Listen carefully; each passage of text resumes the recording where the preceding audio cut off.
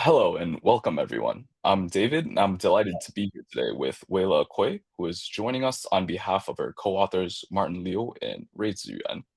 We're here to talk about their recently published article in the Journal of Advertising Research titled Exploring the Integration of Generative AI in Advertising Agencies, a co-creative process model for human AI collaboration. This article was published in the March 2025 issue and is also available online. Weila, thank you so much for being with us here today. Thanks, David. I'm really glad to be here to be able to talk about our paper. So, to start us off in just a few minutes, could you briefly tell us about your article and its findings? What were you guys investigating and what did you discover? Yes, so our research looks at how advertising agencies are integrating generative AI, particularly text-to-image tools such as Midjourney or Stable Diffusion, into their creative processes. What we found is that generative AI isn't just another piece of software that will just speed things up. It actually reshapes the way that creativity unfolds inside agencies. So, through interviews, observations, and archival data, we developed a co-creative process with 4 stages. So, the first stage is readiness. It means that agencies and creatives need the right mindset, awareness, and technical competence before AI can really add value. And the second stage is co-creativity. It's where humans and AI collaborate in a loop of co-inspiration, co-generation, and co-calibration. So AI sparks new direction, humans refine and guide.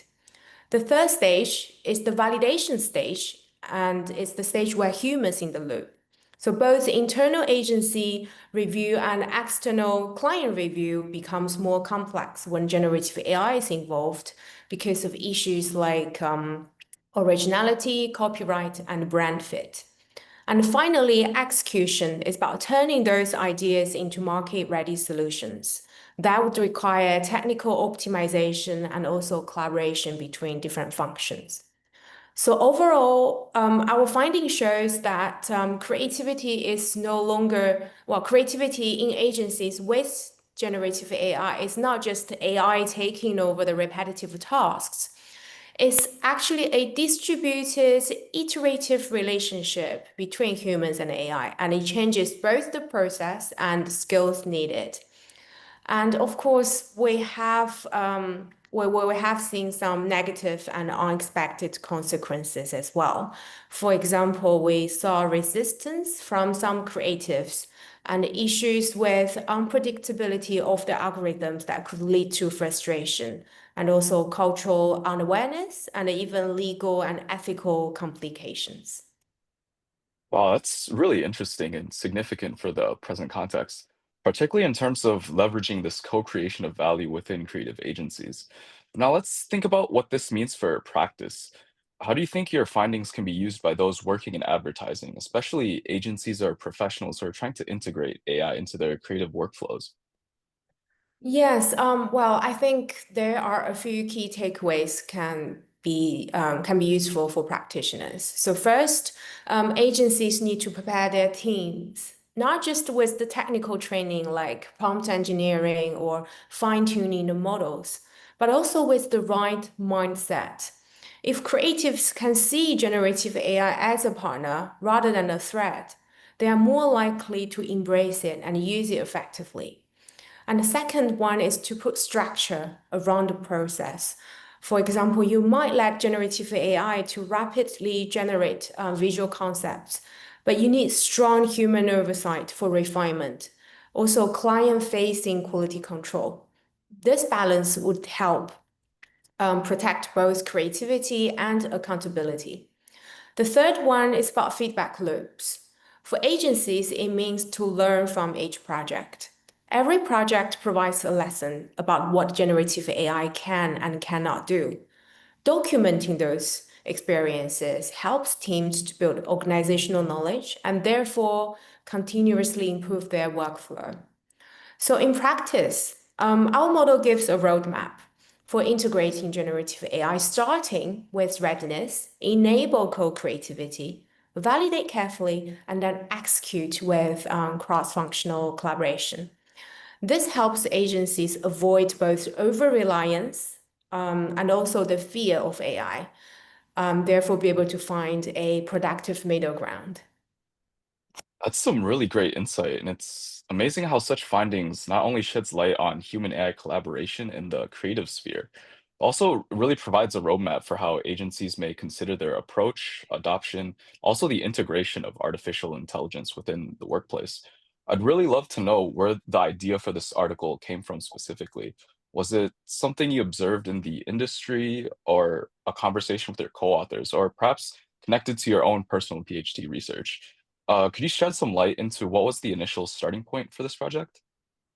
Yeah, well, this idea really came from two places. So, on the one hand, I was spending time with advertising practitioners, and I kept hearing this mix of both excitement and anxiety about generative AI.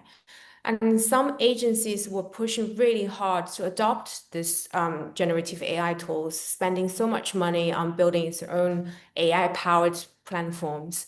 So I became curious about how do creative actually make sense of this tool in their day-to-day work. On the other hand, from the academic side, my co-authors and I saw that while there's plenty of literature about AI in marketing, there wasn't a clear framework of how AI can actually transform the creative process. So we wanted to capture this lived experience, how collaboration and creativity they are being reshaped. So it really grew out of both observing practice and then connecting it to the literature. Of course, and as we may all personally relate to, every research project really has its challenges, even if the final paper is very much refined and polished. However, within this specific research and publication journey, what were some of the challenges perhaps you or your co-authors ran into along with this article? Well, yeah, we definitely had so many challenges. One was around sampling. So we didn't just want to talk to the creatives that were already very enthusiastic about generative AI. We also wanted to talk to the skeptics, and also we wanted to talk to people in different roles and positions, from creative directors to technical directors. And we wanted to speak to agencies with different sizes. So that was quite demanding. Another challenge was about sensitivity. Some agencies and practitioners, they were a bit reluctant to share openly about using generative AI, probably because of fears about authenticity or the potential of devaluation of their skills. So yeah, so we had to really just build trust and also triangulate the interview data with observations. Ah, that's really great. And lastly, before we close, what ideas do you have for further follow-up research in this specific topic area? And what do you foresee as future areas of inquiry or potential research questions that you or others could take up building upon this work? Well, looking ahead, I'm really interested in the automation and augmentation paradox of artificial intelligence in the creative context. Agencies are using generative AI so much now for content creation. But if too much is left to the algorithms, we risk standardization and even a loss of authenticity. At the same time, advertising's competitive edge has always come from the unique human qualities, things like intuition, imagination, and emotional depth. Practitioners proudly call themselves creatives, and that identity is at the heart of the industry. So I'm really interested in this paradox. This is what my future research is about, exploring how professionals are using generative AI to automate while still preserving and hopefully even elevating the human-centric creativities that actually feels, resonant and genuine. Wonderful. Thank you so much, Weila, for sharing your insights with us today. Once again, her article is titled Exploring the Integration of Generative AI in Advertising Agencies, a creative process model for human AI collaboration. It's co-authored with Martin Liu and Ruizhi Yuan and appears in the March 2025 issue of the Journal of Advertising Research. Thank you so much for joining us today. Thank you. Thank you so much, David. Okay, bye. Bye-bye. Bye.